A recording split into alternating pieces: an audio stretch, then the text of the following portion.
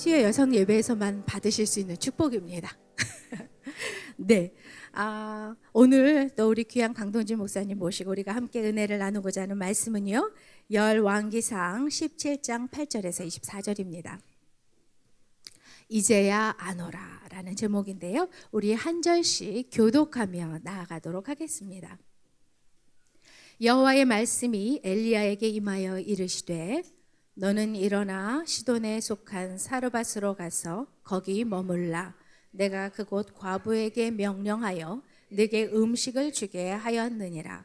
그가 일어나 사르밧으로 가서 성문에 이를 때에 한 과부가 그곳에서 나뭇가지를 줍는지라. 이에 불러 이르되 청하건대 그릇에 물을 조금 가져다가 내게 마시게 하라. 그가 가지러 갈 때에 엘리야가 그를 불러 이르되 청하건대 네 손에 떡 한 조각을 내게로 가져오라. 그가 이르되 당신의 하나님 여호와께서 살아계심을 두고 맹세하노니 나는 떡이 없고 다만 통에 가루 한 움큼과 병에 기름 조금뿐이라.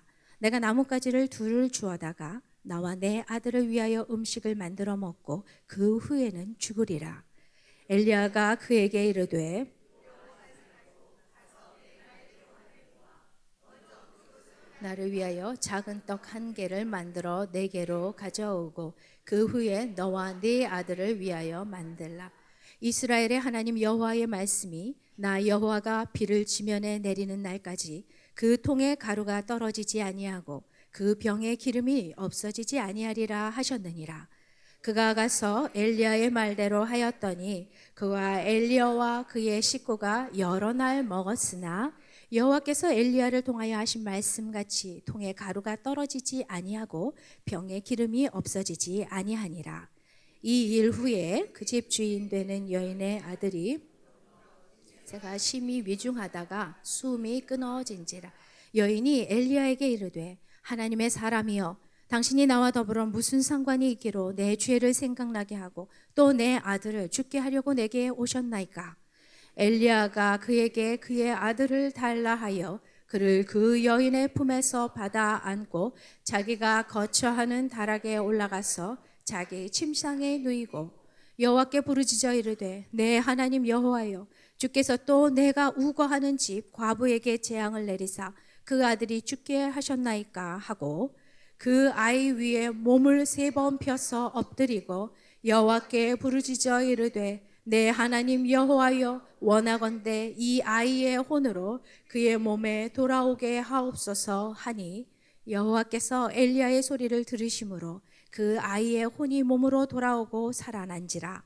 엘리야가 그 아이를 안고 다락에서 방으로 내려가서 그의 어머니에게 주며 이르되 보라 내 아들이 살아나. 함께 읽겠습니다. 여인이 엘리야에게 이르되 내가 이제야 당신의 하나님의 사람이요 당신의 입에 있는 여호와의 말씀이 진실한 줄 아노라 하니라. 아멘. 네, 오늘 이제야 아노라라는 제목으로 우리 귀한 강동진 목사님 올라오셔서 큰 은혜의 말씀 전해 주실 텐데요. 목사님이 벌써 올라와 계십니다. 무슨 뜻일까요? 엉뚱한 소리 하지 말고 저더러 빨리 내려가라는 말씀입니다. 그러나 저는 합니다. 제가 너무너무 사랑하고 존경하는 정말 하나님과 동행하는 에녹과 같은 분입니다. 우리가 다른 어떤 것을 이분에게서 보는 것이 아니라 하나님과 늘 동행하려 애쓰고 그 하나님을 묵상하는 자, 그런 분을 통해서 하나님께서 어떻게 일하시는지, 이분을 통해 오늘 우리에게 무엇을 도전해 주시는지 깊이 그 은혜 누리시는 여러분 되시기를 바랍니다. 우리 박수로 목사님 모시도록 하겠습니다. 지난 2월 달에 우간다에서 돌아온 바로 그 다음 날 아까 우리 차 목사님 섬기시는 새로운 교회 청년부 대학부 집회에서 말씀을 나눴었어요. 이제 봄이 돼서 이제 저희는 농사일을 막 이제 일을 시작하려고 기지개를 켜는 중에 있습니다. 그 전까지는 12월 달에 11월 달부터 해서 여러 나라를 다니면서 농업을 강의하고 또 양계를 가르쳐서 그분들이 자립학습도록 돕는 일들을 섬겼습니다. 이제 봄이 오니까 농사일도 농사일이고 이제는 농업 그만 강의하고 말씀을 가르치라고 하신 것 같습니다. 여러분 다시 만나서 정말 반갑습니다. 오늘 이 본문의 말씀 우리가 익히 잘 알고 있는 말씀인데 말씀을 약간 뒤집어서 약간 다른 시각으로 말씀 보면 또 재밌지 않겠습니까? 사실 이 말씀은 누구나 다 알고 있는 이야기예요. 또 많은 목회자들이 목사님한테 이렇게 잘하면, 주의 종을 잘 섬기면 진짜 빵빵하게 복을 받는다. 되게 그런 식으로, 그런 레파토로 이 본문의 이야기를 설명합니다. 그런데 이 말씀을 약간 다른 시각으로 제가 말씀을 같이 한번 풀어보면서 은혜를 나누고 싶습니다. 여러분, 이 시대의 상황을 먼저 알아볼 필요가 있는데, 아합이라는 사람이 북이스라엘의 왕으로 있을 때였습니다. 이 아합이라는 사람은 세상적 시각으로 본다면 정말 위대한 왕이었어요. 왜냐하면 북이스라엘 영토를 최대한으로 확장한 사람이 이 아합이었습니다. 외교적 능력도 뛰어나서 그 주변 나라들을 복속을 시키면서 조공을 받아서 경제적으로도 굉장히 융성하게 만든 사람이 아합이었어요. 세상적인 시각으로 본다면 이 아합은 현명한 왕이었고 통치를 참 잘하는 왕이었습니다. 한 걸음 더 나가서 이 사람은 자기보다 약한 민족은 복속을 시켰지만 힘이 비등한 나라와는 어떻게 했냐면 외교적 관계를 통해서 평화를 이뤄냈습니다. 그 중에 하나가 어디였냐면 시돈이란 나라였습니다. 이 나라는, 시돈은 북서쪽에 있는, 이스라엘의 북서쪽에 있는 나라였는데, 일찍부터 이 나라는 자본주의가 발달한 나라였었습니다. 캐피탈리즘, 이것이 어디서 왔을까? 학자들은 이 시돈이라고 말하는 페리키아 문명에서부터 이 자본주의가 처음 시작됐을 거라고 미루어 짐작합니다. 다시 말해서 이 나라는 해상무역을 통해서 정말 돈을 많이 버는 나라였어요. 아합은 그 나라와 손을 잡게 되면 우리나라가 당연히 부강해질 거라고 그는 생각했던 것 같습니다. 어떻게 할까 고민하다가 그 시돈의 왕이었던 엣바알의 딸인 이세벨을 그의 아내로 맞이하게 됩니다. 자, 그 결과 그 시돈의 부유함이 이 이스라엘로 몰려왔겠죠, 그죠? 당연히 나라는 혜택을 입게 되었습니다. 그런데 돈만 온 것이 아니었습니다. 무엇이 따라왔냐면, 이 시돈 땅은 말씀드린 대로 자본주의가 시작된 나라였다고 말씀드렸죠. 이 나라는 물질주의에, 이 사람들은 돈을 벌기 위해 수단과 방법을 가리지 않은 사람들이었고, 이들은 하나님이 아니라 바알을 섬기는 사람들이었습니다.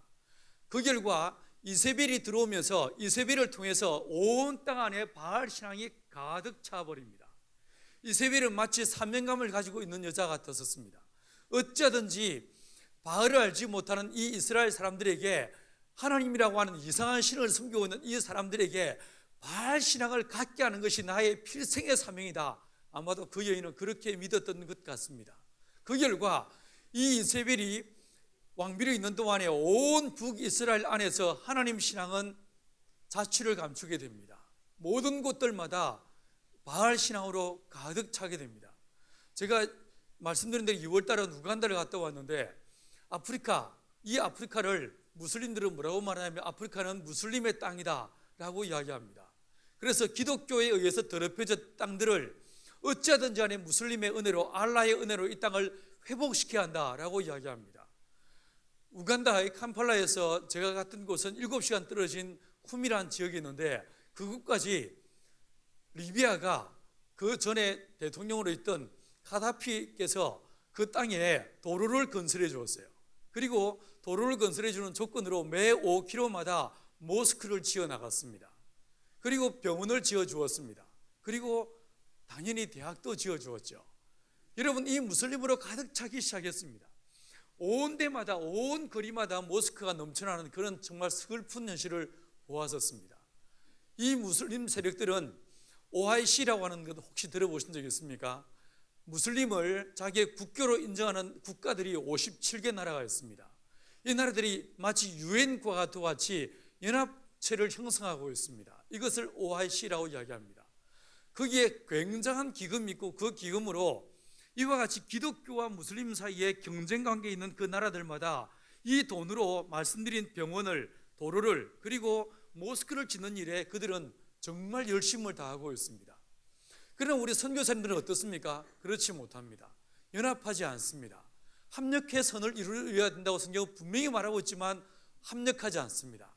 각기 자기 소견대에 옳은 대로 사역을 할 뿐입니다. 그러니 작은 전투에서는 이길지 몰라도 큰 의미에서 전선은 늘 패배하고 있는 것이 이 아프리카의 상황인 것을 보게 됩니다. 여러분, 이 이세벨이라는 여자가 온 이스라엘 안에 바알 신앙으로 가득 차게 만들어 버렸습니다. 하나님께서 수많은 선자들을 보내셔서 그들로 하여금 돌이키게 하셨고 깨닫게 하시고 뉘우치게 하셨으나 그들은 돌이키지 않았습니다. 물질주의에 현혹되고 말았습니다. 돈을 많이 번다면 수단과 방법을 가리지 않는 것이 이 북이스라엘의 영적 상황, 시대적 상황이 되고 말았습니다. 이런 상황에서 하나님이 엘리야라고 하는 사람을 세우셨습니다. 이 엘리야가 나와서 그가 뭐라고 외쳤습니까?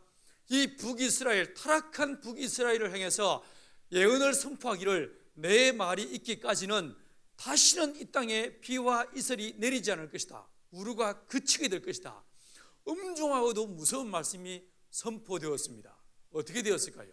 야고보는 우리에게 말하기를 3년 반 동안 비와 이슬이 내리지 않았다라고 이야기하고 있습니다. 기억나십니까? 작년 5월달 정말 가물었습니다.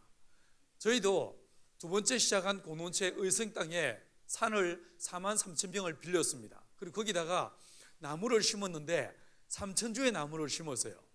3월 말에 나무를 심었는데 4, 5월 달에 극심한 가뭄이 오면서 심은 나무들 중에 약 10%가 말라 죽었습니다. 한 달 반 정도 비가 오지 않아도 나무의 10%가 말라 죽는데 3년 반 동안 비가 오지 않았다. 어떤 일이 일어나겠습니까? 정말 끔찍스러웠지 않았겠습니까? 여러분, 이 기근의 때에 하나님은 이 엘리야를 그리 시냇가로 보내셨다가 까마귀로 그를 공격하시다가 이제 그 그리 시냇가 물도 말라버리니까 하나님 어디로 보내셨습니까? 오늘 본문에 보니까 사르밧 땅으로 보냈다라고 말씀하십니다. 사르밧은요, 이스라엘 영토가 아니었습니다. 이 땅은 어디냐면 시돈 땅이었습니다. 시돈 땅이었는데 시돈 중에서도 이세벨의 고향 동네 가까운 동네가 사르밧이었습니다. 정말 놀랍습니다. 시돈 땅에서 온 이세벨이 온 이스라엘을 바알 신앙으로 물들여 버렸는데 하나님께서는 어떻게 하셨냐면 이 엘리야를 하나님의 사람을 사르밧으로 보내시더란 거예요. 그래서 거기서 어떤 일을 역사하십니까? 하나님의 위대하심을, 하나님의 선하심을, 하나님의 살아계심을 증거하기 시작합니다. 마치 시편 23편 5절 말씀대로 원수의 목전에서 내게 상을 베푸시고 이 말씀과도 같이 이 엘리야를 원수의 목전에서 상을 베푸시고 그를 공격해 하시는 것을 보게 됩니다. 여러분, 우리의 인생 안에 어려움이 있습니까? 고난이 있습니까? 문제가 있습니까? 오히려 그 문제의 그 진원지 안에서 하나님은 선을 행하시고 의를 이루시고 하나님의 살아계심을 드러내실 줄 믿습니다. 어려움의 상황들은 오히려 우리로 하여금 하나님의 보좌 앞에 나오기를 원하시는 하나님의 은혜요, 고난과 핍박이라는 것은 하나님의 살아계심을 경험케 하고자 하는 하나님의 위대한 축복의 통로가 되는 것을 보게 됩니다. 사르밧 땅에서, 그 고난의 땅에서 하나님은 하나님의 위대하심을, 하나님의 선하심을 유감없이 드러내신 것을 보게 됩니다. 자, 이 본문을 다시 살펴보시면 이 엘리야가 사르밧 성문 곁에 이르렀습니다. 누구를 만났습니까? 과부를 만났습니다. 어디 뭐 이마에 과부, 나 과부라고 쓰고 다닙니까? 자, 아무튼 이 과부를 만났는데 우리가 이 상상력을 발휘해 보면 예를 들어서 뭐 전설의 고향 이런 데서 보았던 것을 떠올려 보면 이 엘리야는 뭐라고 말했을까요? 나는 지나가는 과객이오만 혹시 이 나그네에게 물 한 잔만, 뭐 이렇게 이야기했겠죠. 그런데 이 여자가 순순히 예라고 이야기했습니다. 물을 주겠다라고 이야기했습니다. 돌아서 집으로 물을 가지려 하는데 그 여인을 향해서, 그 여인의 뒷공문을 향해서 이 엘리야가 두 번째 이야기를 했습니다. 뭐라고 말했습니까? 그런데 아주머니, 저에게 떡 하나 주실 수 있어요? 이렇게 이야기했습니다. 상상을 해보면 어쩌면 그 여인은 그 자리에서 털썩 주저앉았을지도 모르겠습니다. 한숨을 푹 내셨을지도 모르겠습니다. 이 여자 왜 나왔습니까? 이 여자는 말하기를 마지막으로 내 통에 남아있는 작은 가루 이것을 마지막 떡을 만들어 먹고 내 아들과 죽으려고 이제 나뭇가지 서너 개 주우러 내가 여기 나왔습니다 라고 이야기했습니다. 이쯤 하면 저와 여러분이라면 뭐라고 말하겠습니까? 그러세요? 그냥 가세요 이렇게 말하지 않겠습니까? 그런데 이 엘리야는 참 뻔뻔해 보입니다. 뭐라고 말합니까? 아주머니, 그런데도요, 하지만 그럼에도 불구하고 먼저 저를 위해서 떡을 만들어 주세요. 그리고 다음에 드세요. 이렇게 말합니다. 대단한 철면피가 아닐 수 없습니다. 제가 이 말씀 보면 좀 주의 종이 되려면 뭔가 좀 얼굴이 낯짝이 좀 두꺼워야 되나? 뭐 이런 생각도 하게 됩니다. 자, 그런데 이어서 이 엘리야가 뭐라고 말합니까? 이 명령만 주어지지 않았습니다.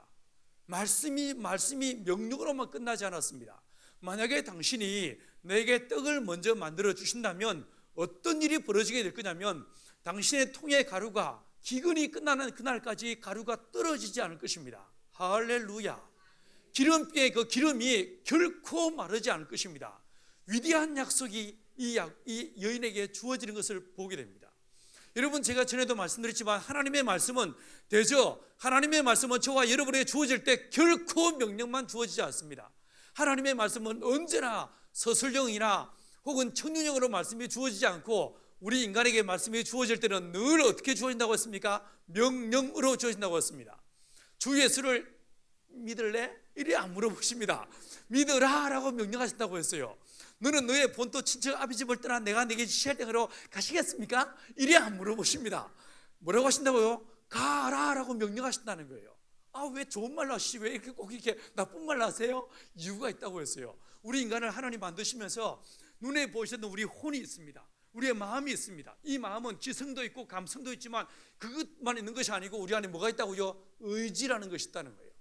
이 의지라는 것은 하든지 말든지 믿든지 안 믿든지 사랑하든지 미워하든지 둘 중에 하나를 선택하는 것이 이게 바로 의지라는 것입니다. 하나님은 저와 여러분을 의지적 존재로 만드셨기 때문에 우리 의지가 내 이 마음이 하나님의 말씀을 수용하기 위해서는 반드시 이 말씀은 명령으로 주어져야 되는 거예요. 그래서 하나님께서 보실 때는 이 땅에 수십억의 인구가 있다 하더라도 하나님께서 보실 때는 딱 두 부류밖에 없습니다. 어떤 부류가 있겠습니까? 말씀을 순종하는 사람, 양과 같은 사람들과 그냥 들이받고 말씀에 왜요? 라고 이렇게 목에 핏대를 세우고 치바다가 되는 염소 같은 불순종의 영이 있다는 거예요. 딱 둘밖에 없다는 거예요. 여러분, 하나님의 말씀은 늘 우리에게 명령으로 주어지게 됩니다. 이 본문에서도 나를 위해서 떡을 만들어 달라라고 명령이 주어집니다. 명령만 주어지지 않았습니다. 그 다음에 뭐라고 말씀하십니까? 당신의 그 그릇에서 결코 가루가 마르지 않을 것입니다. 위대한 약속이 주어지는 것을 보게 됩니다. 여러분, 하나님의 명령이 우리에게 주어지는 순간에 늘 우리에게는요 두려움이라는 것이 몰려오게 되어 있습니다. 진짜 내가 이 말씀대로 살면 되는가? 혹시 손해보지 않는가? 망하지 않는가? 이런 두려움이 우리 안에 싹 트오르게 됩니다. 오늘 본문 13절 보십시오. 여자가 뭐라고 말합니까? 여자가 두려워하고 있으니까 엘리야의 말이 무엇이었습니까? 13절 같이 한번 읽어보실까요? 시작. 엘리야가 그에게 이르되 두려워하지 말고 가서 내 말대로 하려니와 먼저 그것으로 나를 위하여 작은 떡 한 개를 만들어 내게로 가져오고 그 후에 너와 내 아들을 위하여 만들라. 명령이 주어지는 순간에 우리 안에는 늘 누구나 예배 없이 두려움이 싹트게 되어 있습니다. 혹시 이 말씀대로 살았을 때 내가 손해보지 않는가? 망하지 않는가? 이런 두려움이 늘 우리에게 오게 되었습니다. 저 고등학교 때 예수 믿었습니다. 그러다가 2학년 때 성령 충만 안 받고 제사 때 절 안 한다고 저희 아버지한테 죽도록 맞았다고 했죠.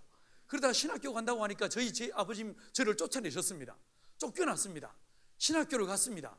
학비야 제가 장학금을 받았지만 학교에 딱 들어가는 순간에 학교에 도착해서 제 수중을 다 들어보니까 5,300원이 있습니다. 그때요 학교 기숙사 한 끼 식사비가 얼마냐면 450원이었습니다. 11끼 정도 밥을 먹을 수 있는 돈이 딱 내 수중에 있었는데 그게 전부였어요. 결국 어떻게 하겠습니까? 늘 굶었습니다. 아침은 그냥 안 먹고 점심은 건너뛰고 저녁은 그냥 쉬고 남들 밥 먹으러 가면 남들 다 친구들요 기숙사 식당에 밥 먹으러 가면 저는 어디로 가냐면 기도탑으로 올라갔습니다. 기도탑에 올라가서 대신에 말씀을 읽었어요. 어떤 말씀을 꽉 고민하다가 에베소서 말씀을 읽었어요.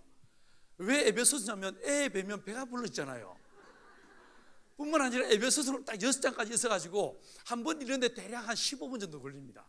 한 번 읽는데 남들 밥 먹는 시간에 어쩌든지 말씀을 열심히 읽어서 에베소서 배라도 좀 풀고 싶어서 말씀을 읽었었습니다. 그렇게 늘 굶고 지내는 어느 날 저희 선배님 한 분이 아르바이트 가서 돈을 벌 기회가 있다. 가지 않겠니라고 얘기했습니다. 끌려갔습니다. 하루 종일 일하고 얼마 벌었냐면 10,000원 벌었습니다. 진짜 기뻤습니다. 여러분 저녁 무렵에 해가 지는 어스름한 저녁 무렵에 10,000원 받아들고 동대문 운동장역에서 버스 타고 학교로 탁 돌아오기 위해서 탁 이 주머니에 손 넣고요 꺾기 만지면서 별 희한한 상상을 다 했습니다. 뭐 사 먹지? 빵 사 먹을까? 별 희한한 상상을 다 하면서 이제 이 육교를 건너서 버스 타려고 육교 위를 딱 올라갔는데 7시가 아직 안 된 어스름한 저녁 무렵에 그 수많은 사람들이 지나가는 그 육교 위에 정말 많은 사람들이 있었는데 그 중간에 누가 있었냐면요, 한 아주머니가 애를 업고 하나는 애를 옆에 앉히고 엎드려가지고 이게 동냥하는 구걸하는 아주머니가 있었어요. 수많은 사람들이 있었는데 딱 그 아줌마만 내 눈에 들어왔어요. 그 순간에 돈을 쥐고 있는 내 손에 땀이 흘렀어. 이걸 지나가? 이게 5천원짜리 2장이면 내가 고민을 안 했을 거예요. 1,000원짜리 10장이면 고민을 좀 덜 했을 거야. 딱 10,000원짜리 한 장 있는데 그 아줌마가 딱 보이는 거예요. 내가 도로 내려가? 지나가? 몇 번을 망설이다가 그냥 갔어요. 그 아줌마 앞에 가서 아줌마 왜 여기 있었어요? 이러고 그 돈 주고 그냥 내려갔어요. 그리고 기도탑에 올라갔어요. 갔는데요, 아무 말이 안 나옵니다. 그냥 눈물만 나왔어요. 배는 고파 죽겠고요. 그냥 팍팍 울다가 거기서 잠이 들었어요. 근데 그날 밤에 주님이 저를 찾아오셨어요. 오셔서 뭐라고 말씀하시냐면, 동진아, 내가 다시는 너를 물질로 너를 시험하지 않겠다 라고 말씀하셨어요.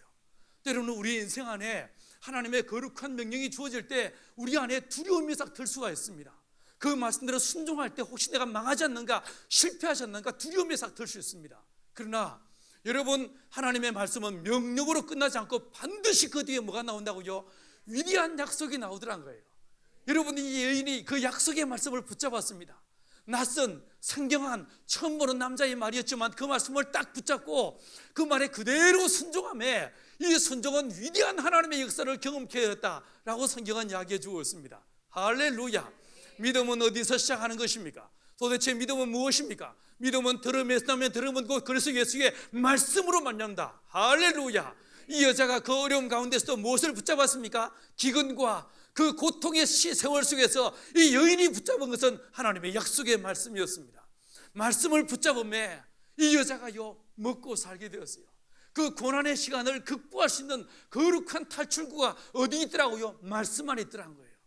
여러분, 우리 인생 안에서 위기를 만나고 절망을 만날 때마다 우리가 붙잡아야 될 것은 사람이 아닙니다. 나의 경험이 아닙니다. 성경은 말씀하시는 오직 주 예수 말씀, 그 말씀만이 우리의 길이 되고 진리가 되고 생명이 된다고 성경은 이야기하십니다. 이 봄에 따사로운 햇살이 비치면서 그 햇살을 따라 음이 돋는 이 아름다운 식물과 같이 저와 여러분이 식물들이 저 햇살을 움켜짐으로 인해서 거룩한 생명으로 발돋움하는 것처럼 저와 여러분이 주의 말씀을 붙잡고 믿음으로 나아갈 때 우리의 삶 속에서 은혜의 역사들이 경험되어지게 될 줄 믿습니다. 자, 여자 어떻게 됐습니까? 잘 묵고 살게 되었습니다. 주의 종을 잘 섬겼더니만 엄청 등 따시고 배부르게 살게 되었어요. 이야기는 여기서 끝나야 되는 거예요. 맞죠? 그죠? 이게요, 전형적인 옛날에 이런 아줌마가 살았어 이러면서 이런 이야기로 잘 묵고 잘 살았어요 뭐 이러고 끝나야 되는 거예요. 그런데 이야기는 거기서 끝나지 않습니다. 이 본문은 어떻게 말하고 있습니까? 17절에 보니까 이 일 후에 라고 이야기하고 있어요. 무슨 말입니까? 이게 끝이 아니더란 거예요. 그냥 잘 먹고 잘 사는 게 우리 인생의 목표가 절대로 아니더란 거예요. 하나님의 뜻이 뭘까? 내 아파트 평수가 넓어지고 내가 좋은 차를 타고 좋은 옷을 입고 좋은 가방을 들고 다니는 것이 내 인생의 목표인가? 절대로 그게 아니더란 거예요. 이 여자요, 잘 먹고 잘 살게 되었어요. 만약에 그게 하나님의 뜻이었다면 이 이야기는 여기서 끝나야 되는 거예요. 그러나 17절에 말하기를 이 일 후에라고 이야기하고 있습니다. 하나님의 뜻은 여기서 끝나는 것이 아니더란 거예요. 우리는요, 이야기를 읽을 때마다 흔히 이 이야기의 주인공을 누구로 이해합니까? 엘리야로 이해합니다. 엘리야가 위대한 하나님의 사람이었고 순종의 사람이고 능력의 사람이다 보니까 이 엘리야를 통해서 이렇게 위대한 일을 하나님이 일으키셨다, 이 사람을 주목합니다. 아닙니다. 이 본문은, 아니 모든 성경은 사람을 이야기하고자 하는 책이 아닙니다. 이 책에 이 이야기의 주인공이 누구일까요? 우리 하나님이신 거예요. 여자도 아니에요.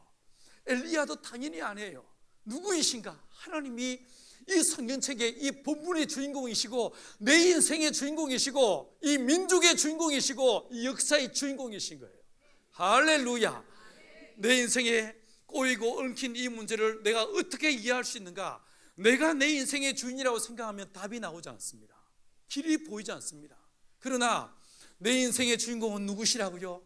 하나님이시라는 거예요. 우리 가정의 주인은 누구이신가? 나가 아니란 거예요. 내가 내 남편과 내 아내가 산다고 해서 내 인생의 주인이 내 나인가? 결코 그게 아니란 거예요. 내 자녀도 물론 아니죠. 누가 내 인생의 주인이고 내 가정의 주인이신가? 하나님만이 내 인생의 주인이시고, 하나님만이 이 민족의 주인 되시며, 하나님만이 이 시대의 거룩한 주인공이신 것을 고백하시는 저와 여러분 되기를 축원합니다. 여러분, 엘리야라고만 이해하면 이 본문이 잘 해석되지 않습니다. 그런데 하나님의 시각에서 한번 바라보십시다. 이 여자가 어느 날 있었습니다. 아무도 주목해 바라보지 않는 한 여자가 있었습니다. 남편 일찍 여의고 무남동녀 아들 하나 데리고, 무남동녀가 아니지, 아들 하나 데리고, 이 어린 아들 하나 데리고 외롭게 살아가는 이 여자가 있었어요.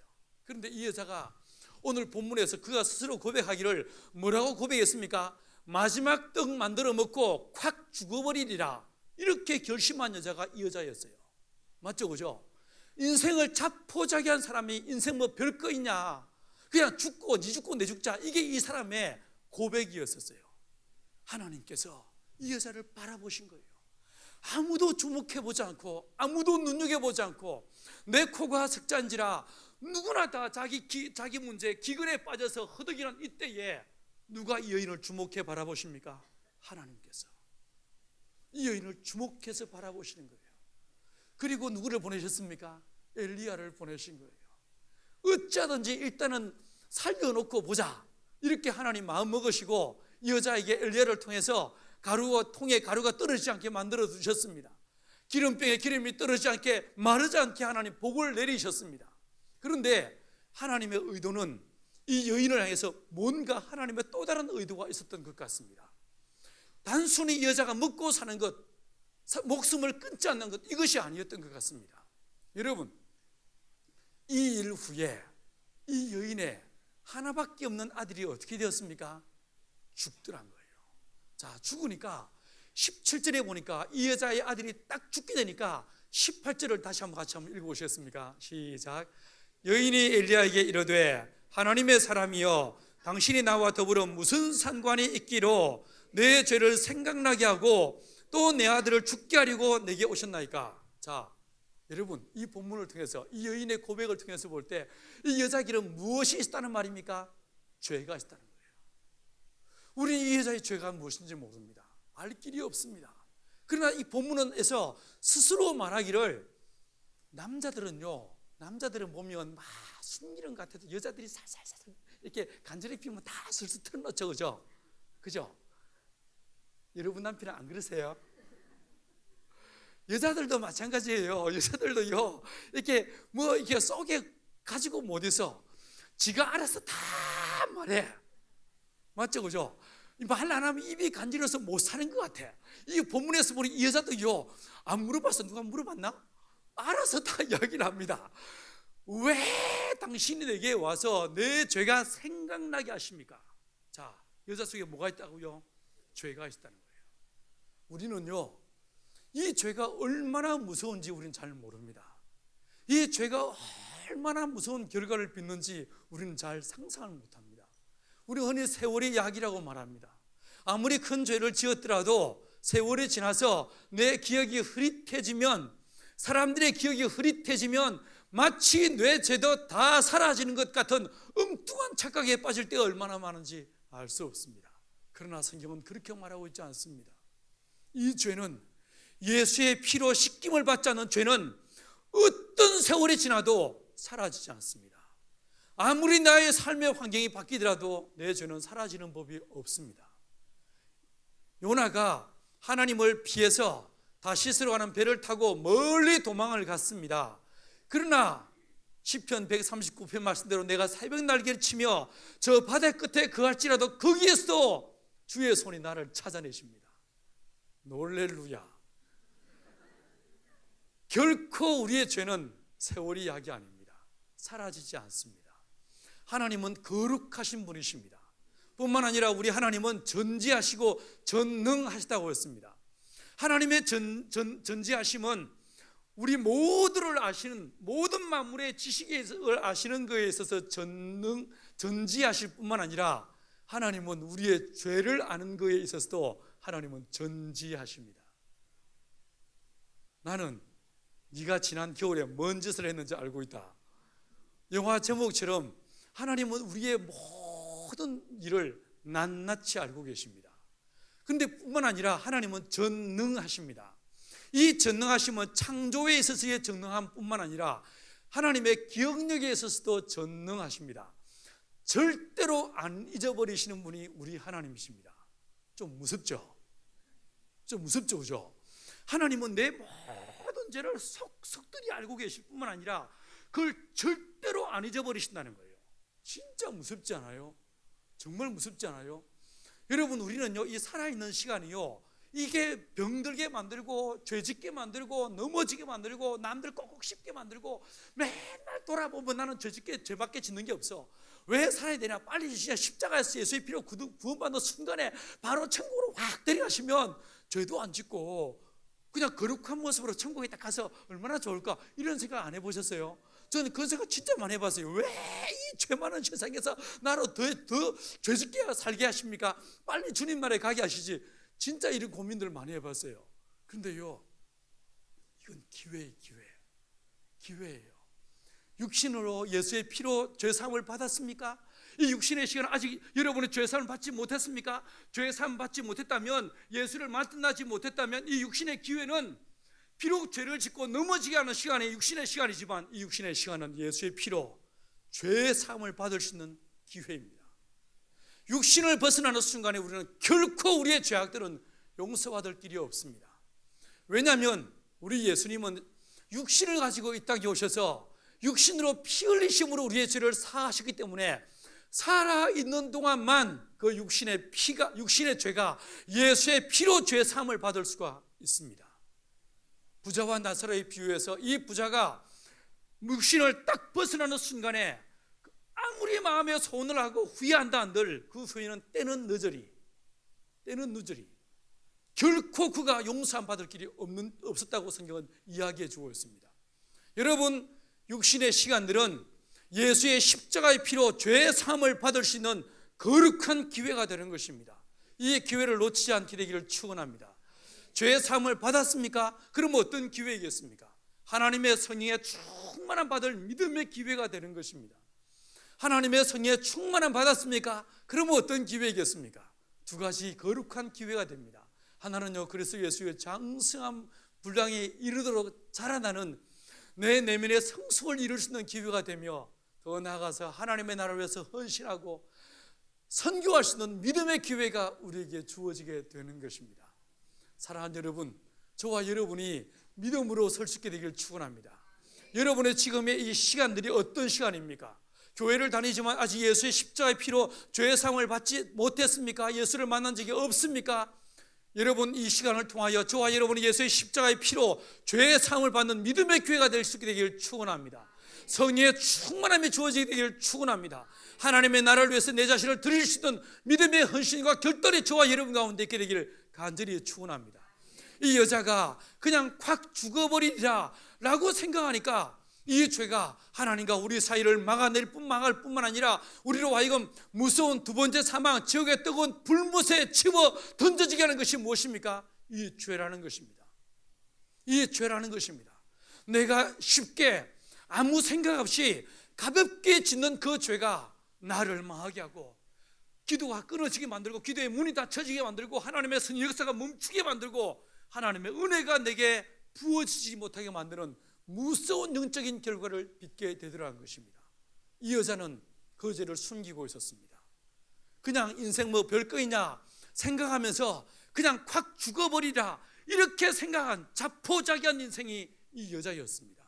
주님 이 여자를 살리기 위해서 급하게 엘리야를 보내셔서 통에 가루와 떨어지지 않게 만드셔서 일단 먹고 살게 한 거예요. 먹고 살만해지니까 여자가 어떻게 됐습니까? 죄를 잊어버렸습니다. 자기 안에 있는 죄를 더 이상 기억하지 않습니다. 이렇게 되니까 하나님께서 어떻게 하십니까? 그 아들을 죽게 하시더라는 거예요. 아들이 죽으니까 비로소 그제서야 이 여자가 어떻게 합니까? 자기의 죄를 기억납니다. 자기의 죄를 기억합니다. 그리고 하나님 앞에 나와서 은혜를 구하고 주의 도우심을 구하는 것을 보게 됩니다. 하나님의 뜻이 무엇인 것 같습니까? 나의 인생을 향한 하나님의 뜻이 무엇인 것 같습니까?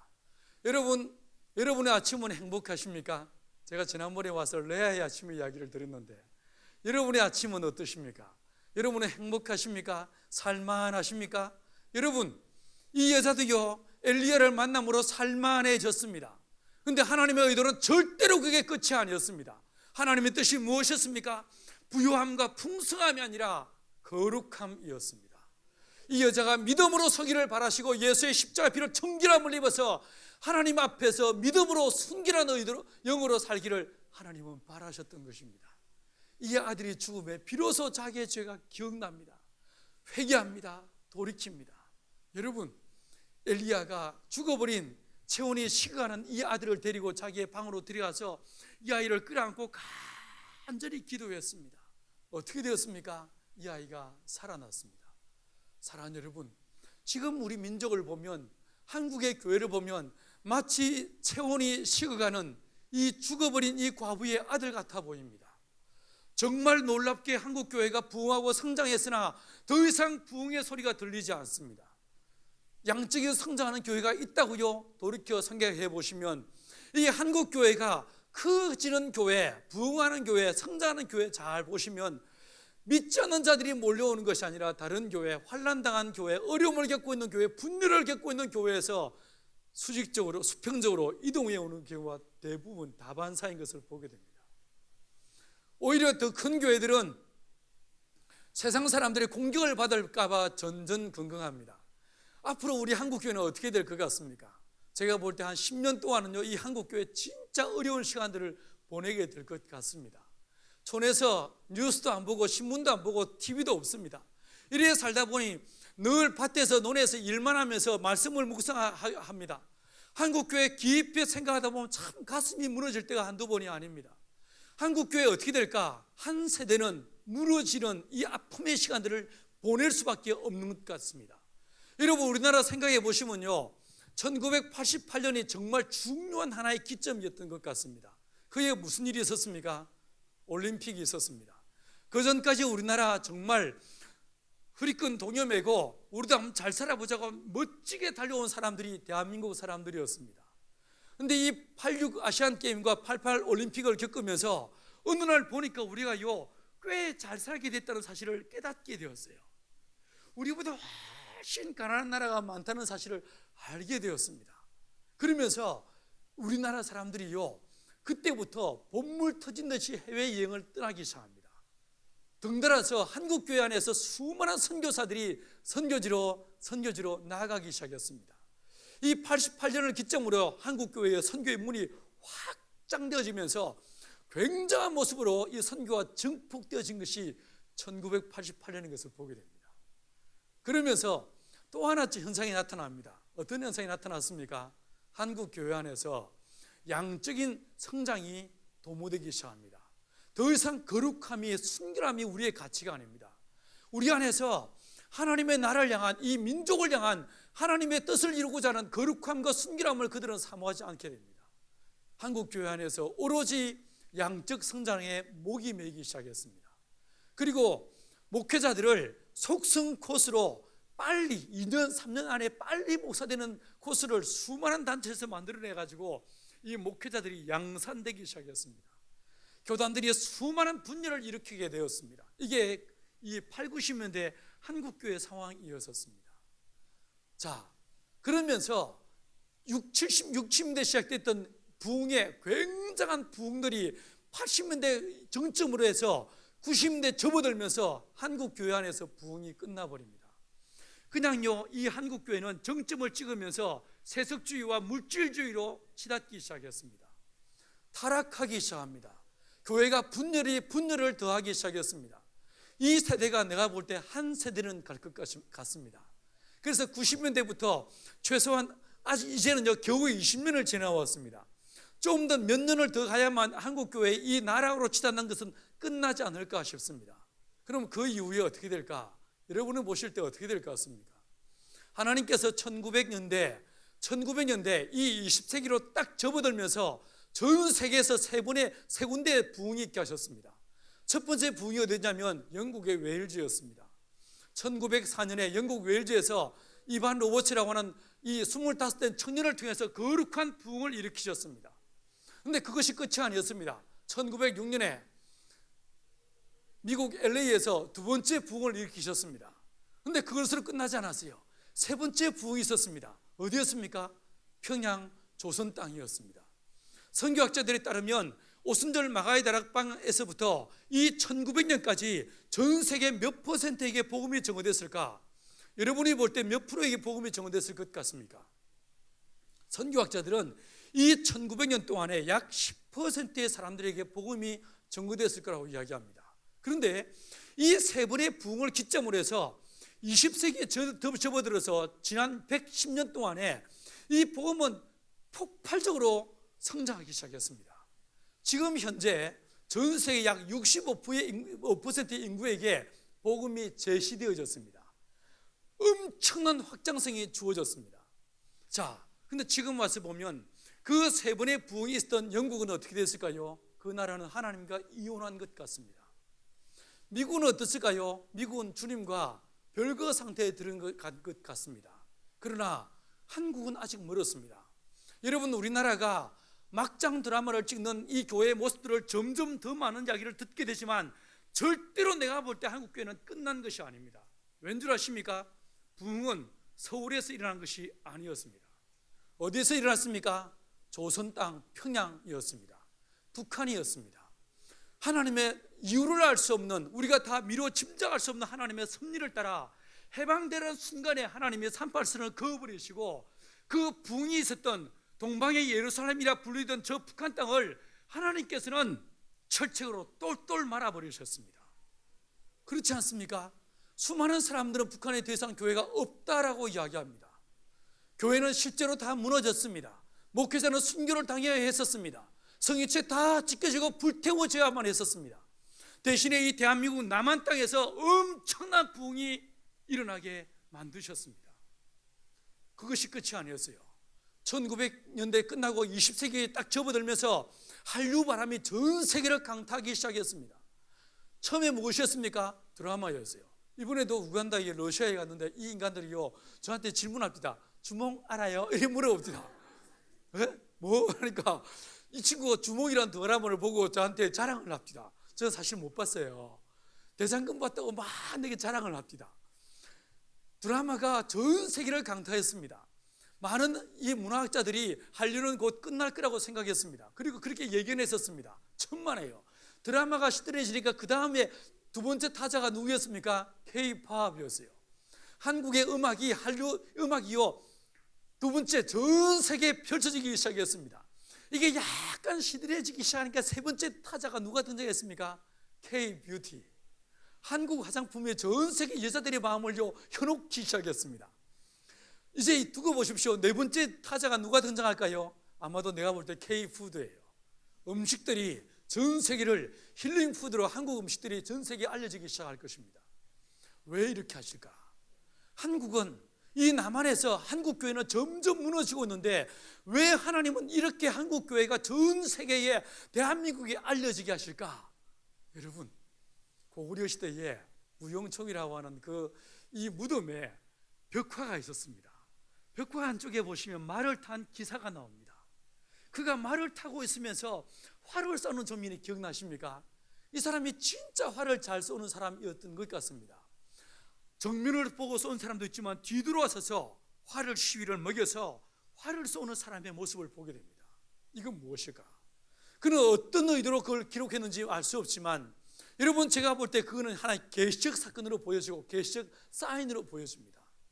어느 날 하나님께서 이사야 예언의 말씀대로 저 북한의 고난과 핍박 가운데서 믿음을 지키는 거룩한 성도들, 목숨을 걸고 믿음을 지키는 하나님의 백성들을 어느 날 불러일으키셔서 흰옷을 입은 새벽 이슬 같던 그 북한의 거룩한 성도들을 열방을 향해서 복음을 열고 나아가게 하는 믿음의 역사들을 하나님은 써나가실 것입니다.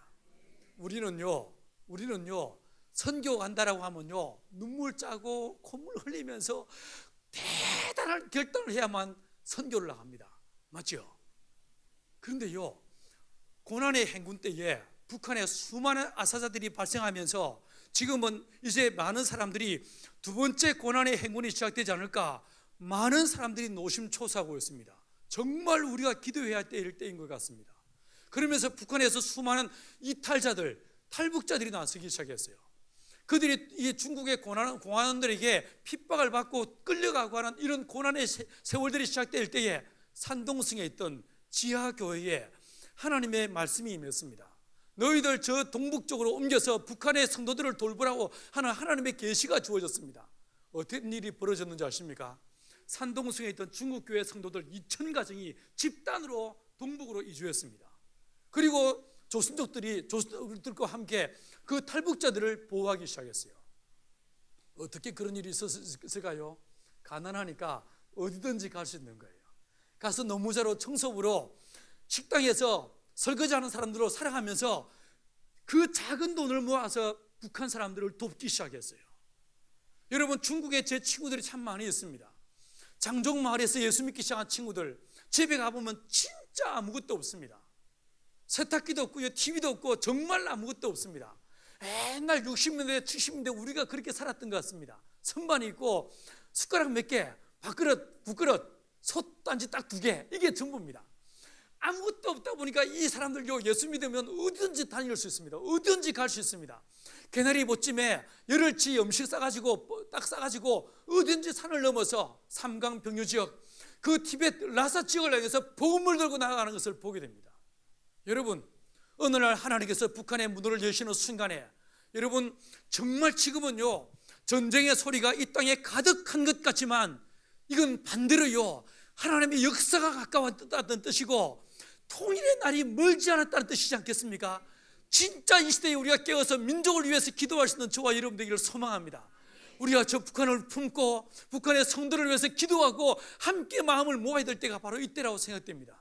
그럴 때에 우리는 마침내 어느 한순간에, 바로 이 힘든 어간에 어느 한순간에 저와 여러분은 북한의 성도들을 얼굴과 얼굴을 대하여 만나게 될 때가 올 거예요. 이 사람들이 우리와 달리 아무것도 가진 것이 없기 때문에 복음을 들고 열방 땅끝을 향해 나가게 될 것입니다. 이사야의 예언대로 하나님이 이 사람들을 마공한 활과 같이 쓰실 거예요. 대한민국을 왜 이렇게 한류로 소문나게 하셨을까요? 이 민족을 하나님께서 활과 같이 사용하시는 거예요. 디아스포라 한인교회들, 수많은 한인교회들을 어떻게 쓰실까? 분명히 한국 교회들, 디아스포라 교회들을 하나님은 전통과도 같이 쓰실 거예요. 화살을 담아두는 전통과도 같이.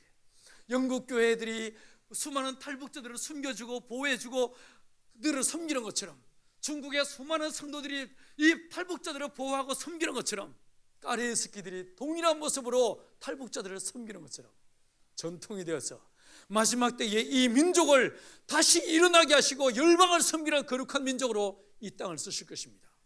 여러분, 이 상황 속에서 우리가 봐야 될 것이 무엇이겠습니까? 우리가 살아가면서 단순히 배부르는 것, 이게 전부가 아닙니다. 여러분, 내가 단순히 고난과 역경 가운데 있는 것, 이게 전부가 아닙니다. 하나님께서는 이 여인을 하여, 하나님께서 먹고 죽으리라 자포자기했던 이 여인을 향해서 엘리야를 보내셔서 부요함과 풍성함도 주셨습니다. 아들이 죽는 고통도 경험하게 하셨습니다. 그러나 하나님은 부요함도 하나님의 뜻이 아니요, 아들이 죽는 절망도 하나님의 뜻이 아니요, 하나님의 의도는 무엇이었습니까? 거룩과 순결함이었어요. 우리 새로운 교회가 이 사순절을 맞아 하나님의 아들 예수의 십자가의 피를 기억하고 십자가를 기념하는 거룩한 이 시즌에 내 안에 있는 내가 움켜쥐고 있었던 죄를 포기하고 자복하고 예수의 피로 정결함을 받는 믿음의 거룩한 결단들이 저와 여러분 가운데 있게 되기를 간절히 축원합니다. 혹시 여러분의 새벽 예배 나오면서 여러분의 기도의 제목의 리스트가 너무나 세속적이고 너무나 현실적이고 자기 중심적인 기도의 제목만 갖고 나오지는 않습니까? 이 여인도 그랬었습니다. 그러나 하나님의 의도는 달랐습니다. 내 속에 숨겨있던 그 죄를 자복하고 통회하며 자복하고 거룩함으로 순결함으로 믿음으로 서기를 하나님은 소망하셨습니다.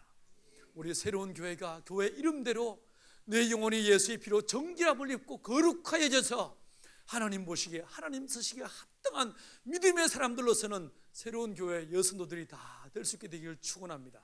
그리하여 이 거룩함으로 순결함으로 다시 한번 이 민족교회를 우리의 가슴에 품고 우리 교회를 위한 기도만이 아니라 이 민족에 있는 교회, 한국에 있는 교회들, 서울에 있는 교회들을 우리의 가슴에 품고 기도하는 교회들을 위한 교회로 하나님의 쓰임받는 거룩한 교회, 새로운 교회 되기를 간절히 축원합니다.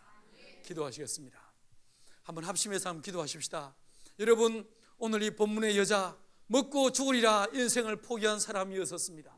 그러나 하나님 그에게 찾아오셔서 그의 심령을 만지시고 그의 삶을 변화시키셔서 그의 심령 안에 있던 그 죄악들을 통회하며 자복하기를 주님은 바라셨습니다. 아들이 살아나니까 그제서야 여자가 뭐라고 말합니까? 내가 이제야 당신은 하나님의 사람인 것과 당신의 있는 입에 있는 여호와의 말씀이 진실한 줄 아노라 라고 이야기하고 있습니다. 하나님 아버지, 내 안에 있는 죄악들을 주 앞에 내려놓습니다. 하나님, 우리의 가정을 거룩하게 하여 주옵소서. 내 자녀를, 내 남편을, 우리의 가정을, 내 심령을 예수의 피로 정결케 하여 주옵소서. 아멘. 믿음으로 서게 하여 주옵소서. 하나님, 우리 교회를 예수의 십자가의 피로 정결케 하여 주옵소서. 거룩함으로 십자가 앞으로 나아가게 하여 주옵소서. 합심해서 통성으로 다 같이 기도하며 나가시겠습니다.